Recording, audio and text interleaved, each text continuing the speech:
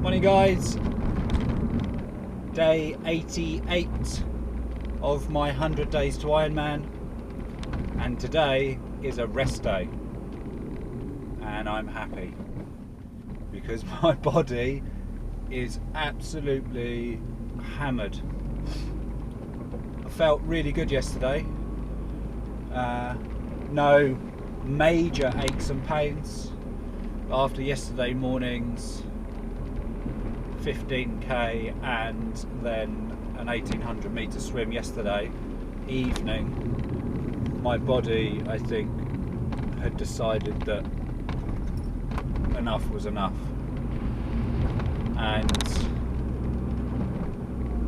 last night around about 11 o'clock I had to rub down my calves, put some ibuprofen cream on my quads and on my glutes, just to reduce any inflammation and the pain that was there. So yeah, so that's it.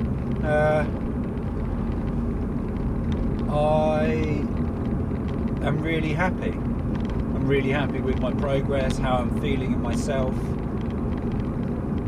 It's always very easy during any kind of event or training program to get, the excitement of the first few days, and then the reality strikes. And although the time restraints, I had a bit of a reality check on the time restraints earlier in the week, last week, I'm still really motivated and confident and very excited about the remaining term and then the event. And it seems to, although I've been doing this just more so for my own benefit, we've reached around about 2,000 views now on YouTube and about 1,000 likes on Facebook, and the feedback's been really good. So thank you to everyone, thank you for the views, thank you for the feedback. This isn't a professional's recording or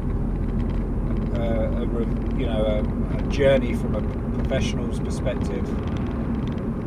I'm learning as I go on, doing the best I can with what I've got, and just documenting everything I seem to be doing in the hope that if one other person out there has been tethering about whether to enter a race or do something, and these videos motivate that person to do it, then the endless hours of doing this kind of stuff has been worth it.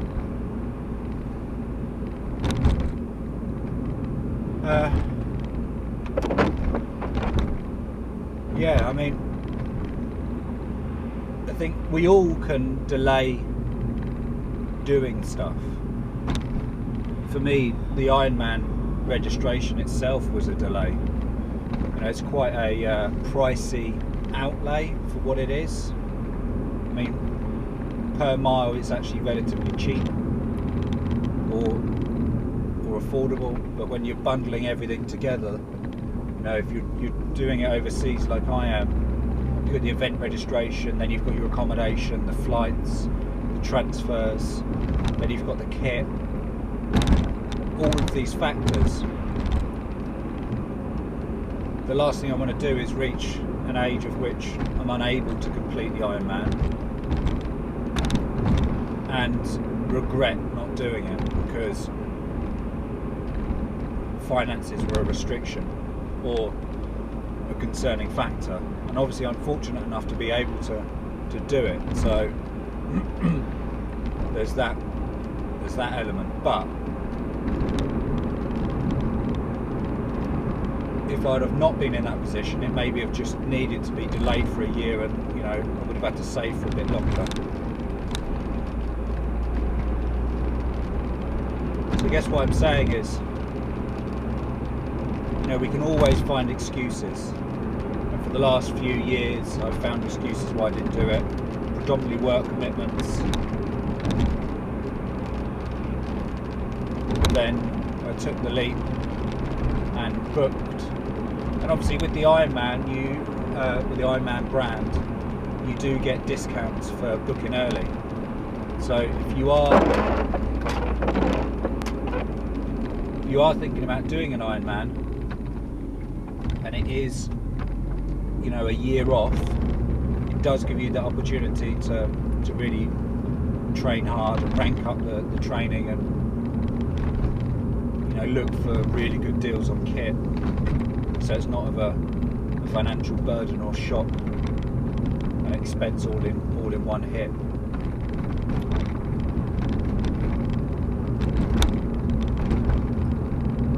There are other branded events out there. I haven't really looked because, you know, the Lanzarote Ironman was the one that I wanted to do. I was over there 25 years ago when it was the first Ironman, and it's always one that's sat in the back of my mind about doing. So, you know, for me there was a motivation there that was more than just finishing an Ironman. It was the nostalgic aspect as well.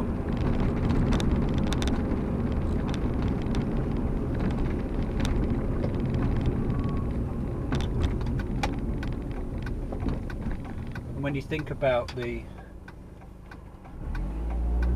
variety of different people that do these Ironmans or these endurance races, they're not all super athletes. So if you are holding a few extra pounds or had a health scare and looking to do something to regain that control and that value over your life, then I think an endurance race could be the right solution, because in my opinion, and this is only my opinion, when you have that kind of health shock, or you know, you look in the mirror and you realise that you're no longer that college athlete and you are at a size that doesn't support a healthy and longful life, and if and only if you want to do something about it, then you could sign up to a marathon, and you could sign up to a local 10k or a park run. But most people could complete a 10k within a few hours, even at a fast walk. With an endurance race, you have to change more than just the physical aspect of your life, which I think is a fantastic way to change your lifestyle. Because with a 10k, there's no need necessarily to change your diet, really. You've got to be conscious over it, and a change in diet would improve your time or your performance. But there's not going to be any major or drastic lifestyle changes there. With an endurance race like an Ironman, you have to educate yourself in nutrition, in food, in almost everything that you put in there. The fitness is obviously a whole different ball game, and obviously with it being a tri-sport, you've got to educate yourself in biodynamics, bit of biology. So you're learning about this, the shell that you're in, you know, the body that you've been given for your lifetime. Again, with a 10k or even a marathon perhaps, and I'm not belittling those events, they're a fantastic way to kickstart a New You campaign.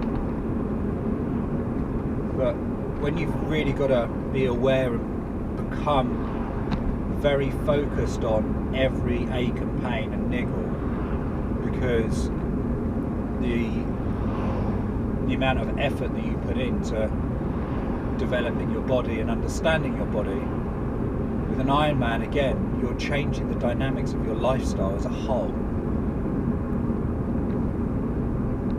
And then you've got the mental aspect, which in most sports at an amateur level doesn't really come into play. Again, 10k, you could have a friend running with you and it eases it up. With an Ironman, or again, any endurance race, there's a bit of mindful training as well. A bit of awareness training. As I said, it's being very much focused in the present moment and controlling your thoughts. And as we know, your thoughts control your behaviours. So I think if I were to be asked right now, at this moment in time, and this answer is only obviously correct at this very moment in time, if someone was to ask me what is the best way to improve their overall health, I would certainly say to enter an endurance race. Now, there's obviously a couple of caveats. If someone is clinically obese, they, in my opinion, need to sort out, before they even see a treadmill, their diet.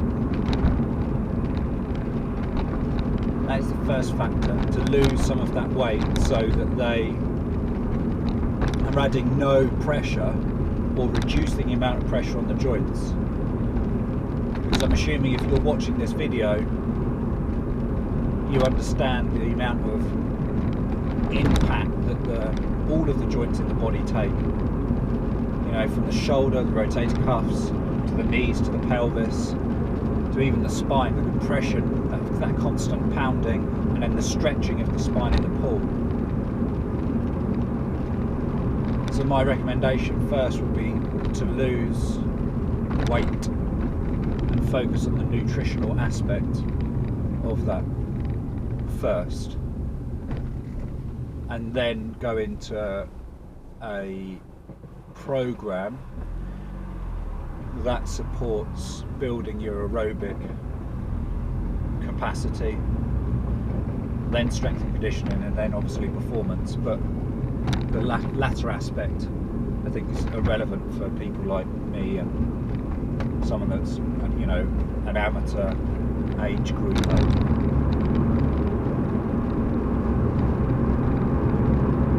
Because although I'm only a few days into my journey, I've already noticed a lot of mindful changes. And as I said, I'm not new to fitness. I've always had an interest in fitness. But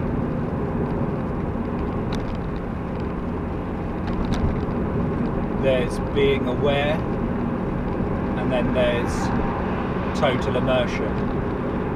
And with the Ironman, or I guess any endurance race,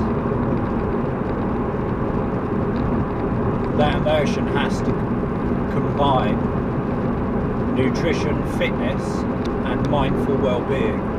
And there's no getting away from any of the three. You can't train for an Ironman without putting in the fitness. You can't train for an Ironman without putting in the nutritional knowledge and understanding. And you can't train for an Ironman without having the mental strength to push you through those barriers. And I'm not necessarily just talking about race day. I'm talking about having the discipline to go to bed and get a good 9-10 hours of sleep.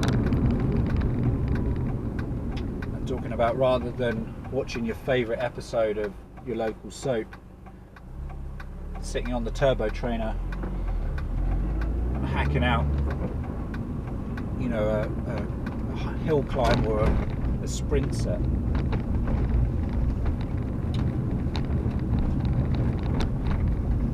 So even in these short days, it's really changed my understanding, and I'm sure that's going to evolve even further as I reach the single digits, and even the race day itself. So today is rest day. I'm just on the way to the gym, just dropped my son off to the school, and I am going for a stretch. So I'm going to be doing about 40 minutes on the roller, just working all of the muscle groups really, and freeing up any tension.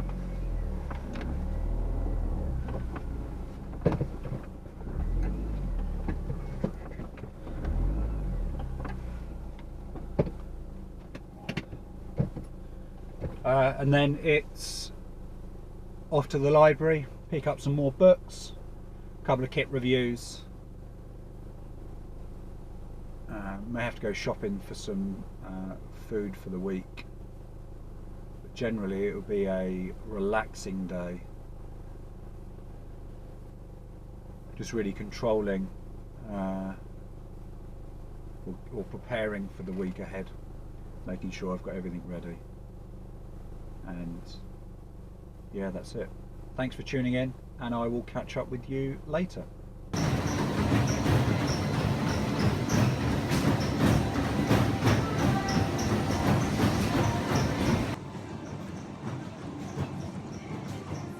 So lunch today was made in less than 3 minutes. We've got pea shoots, tin tuna and couscous, and all I've done is add in some olive oil, some garlic flakes, some chili flakes, and that's it. Quick, simple and delicious. So that's it, end of the day, rest day today. Didn't actually really fully appreciate how good a rest day is until it came about. There's no having to think about, you know, fueling before training session, the PM training session, you know, in advance, so that you wouldn't, you know, feel sick or bloated for the session. It was nice just to sit and relax and really take a moment's breath. Watched a bit of telly, caught up on some work, put a deposit down on a bike today, a second-hand bike, which is exciting. Looking to collect that either next week or the week after.